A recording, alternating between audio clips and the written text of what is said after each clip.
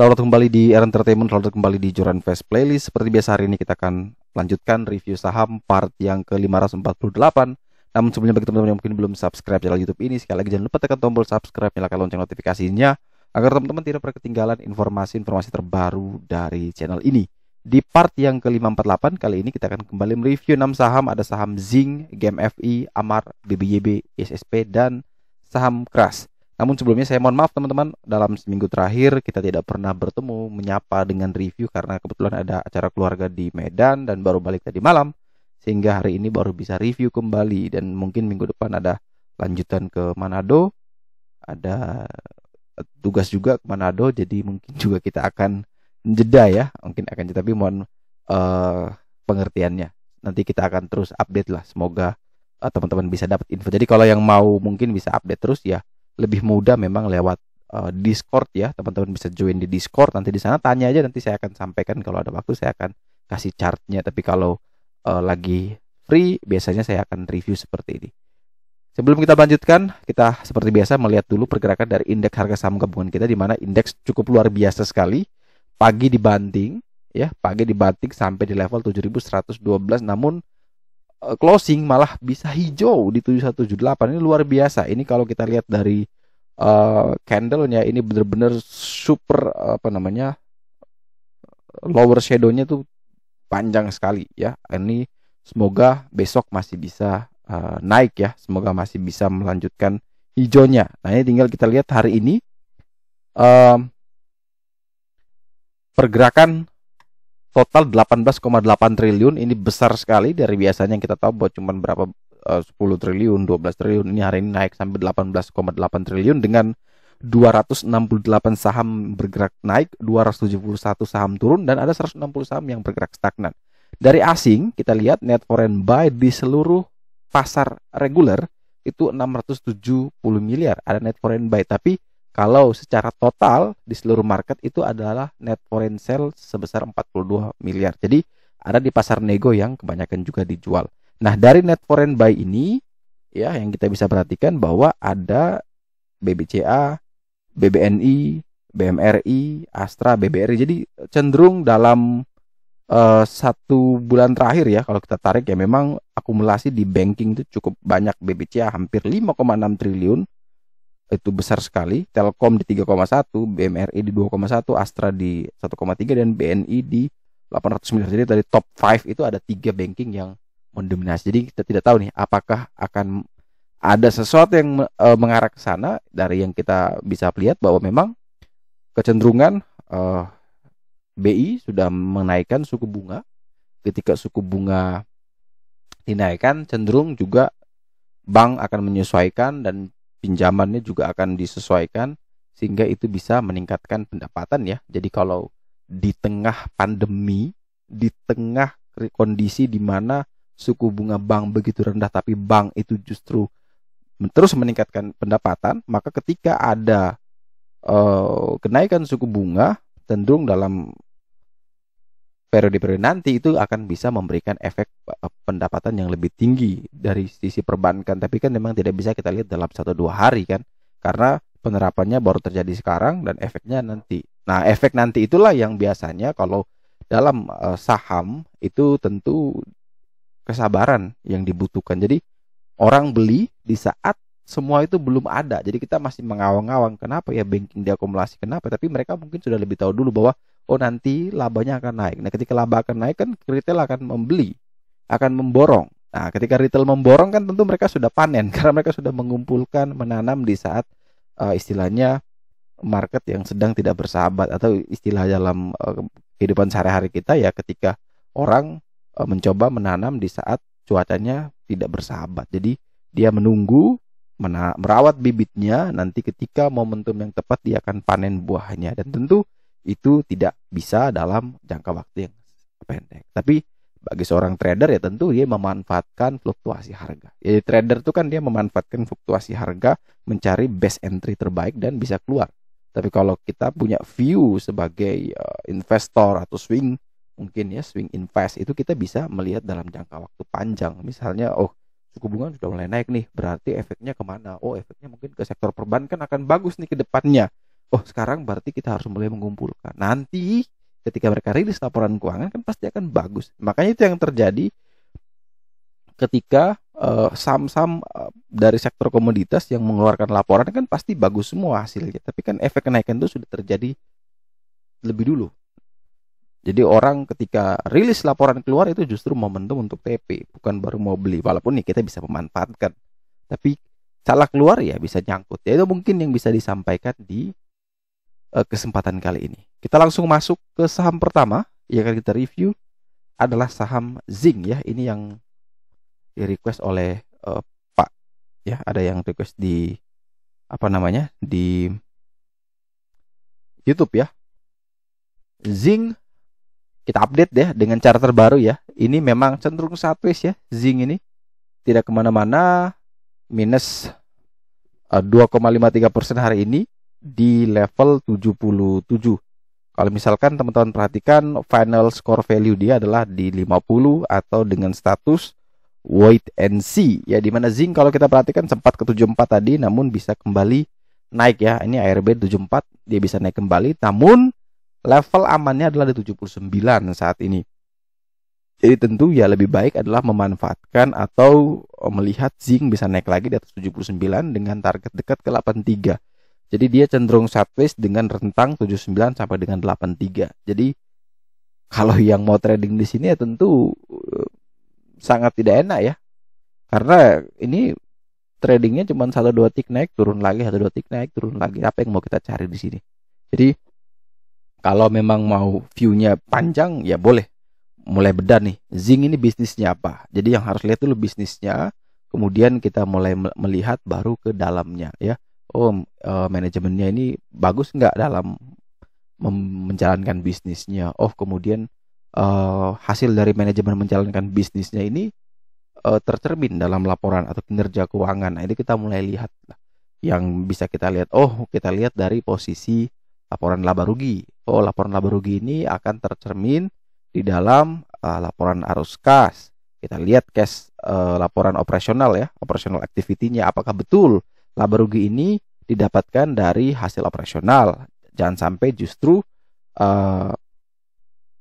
cash flow-nya jadi negatif. Ya tentu itu kan jelek. Jadi kita harus bisa pandai-pandai ke sana. Kemudian kita lihat juga dari sisi neracanya ya, laporan laporan posisi keuangannya itu kita bisa lihat apakah perusahaan memiliki utang jangka pendek yang tinggi atau tidak, apakah perusahaan punya banyak persediaan atau tidak. Jadi kan kita bisa menghitung turnover. Nah, ini adalah technical dari menganalisa fundamental. Nah, ini kalau teman-teman mau lihat jangka panjangnya. Tapi kalau hanya murid teknikal, dia orang teknikal pasti tidak akan mau masuk ke saham ini karena sideways. Dia akan masuk mungkin naik lagi 79 TP 83 atau breakout 83 sekalian untuk dia naik menuju 90. Nah, itu yang bisa kita lakukan. Jadi kalau saya pribadi ya tidak banyak berharap di saham Zing ya, walaupun dia bisa naik seperti ini, tapi model sideways seperti ini ya tidak terlalu menarik. Tapi bebas ya, ini kembali kepada pilihan masing-masing. Selanjutnya kita ada saham GMFI atau Garuda Maintenance Facility. Ya ini perusahaan perbaikan pesawat lah, hanggar pesawat lah ya. AeroAsia punyanya Garuda, jadi anak usaha Garuda, di mana perdagangan hari ini ditutup menguat ya. GMFI naik 7% di level 76, close di 76, di mana dia tadi berada di area support paling kuatnya 71. Setelah itu langsung terbang. Namun sayang dia tidak mampu closing di atas level pentingnya, di atas 77 resistennya.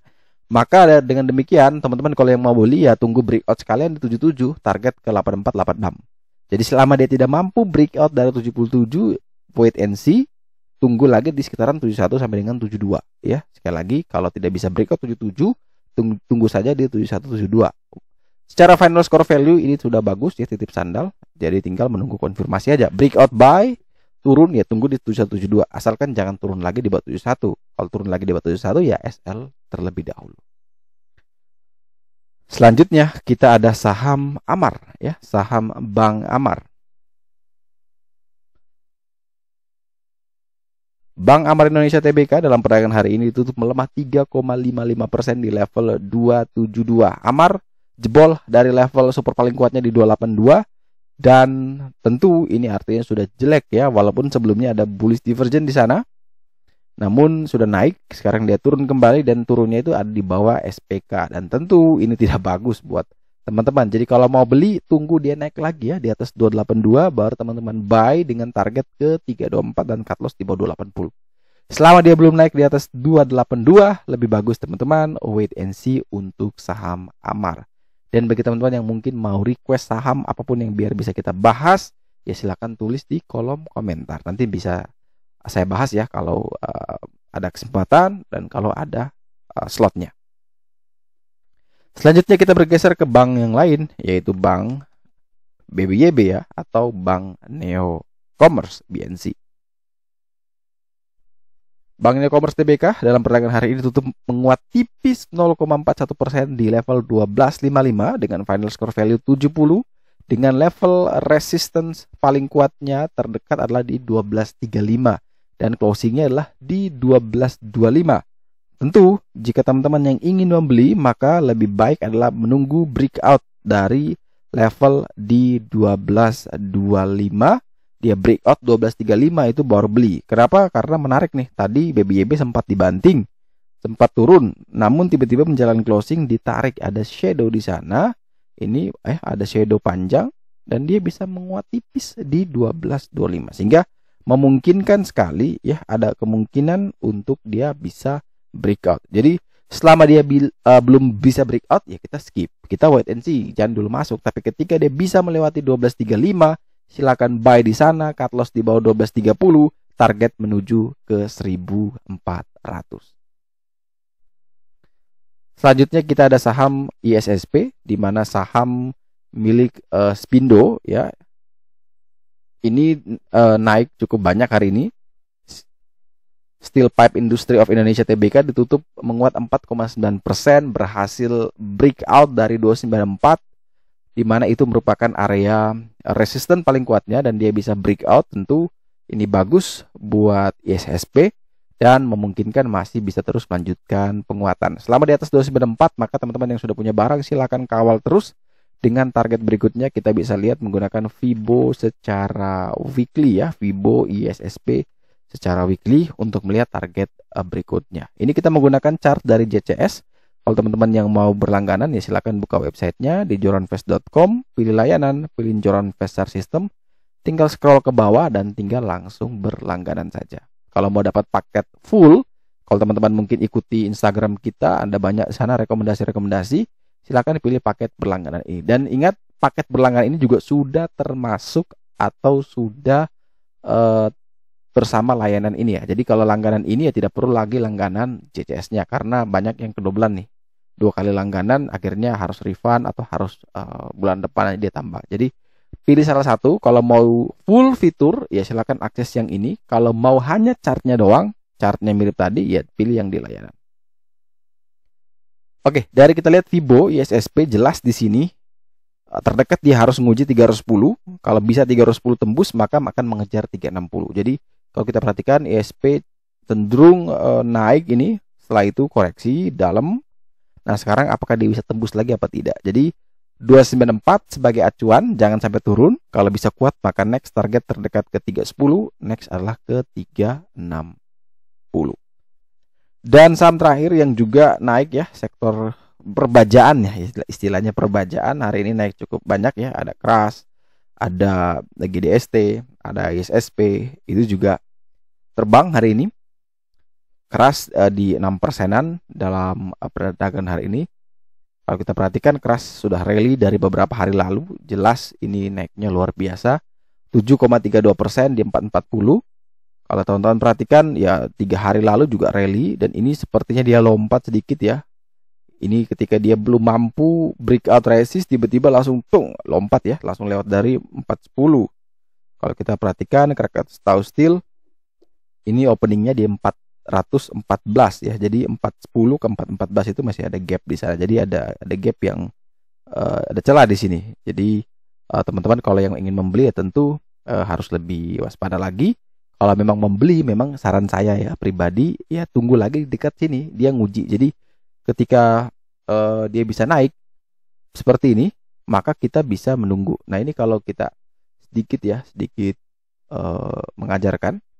Jadi kalau teman-teman mau membeli sebuah saham ketika dia melewati ya, ini kalau kita anggap garisnya support resist ya, ini kita anggap. Nah ketika dia bisa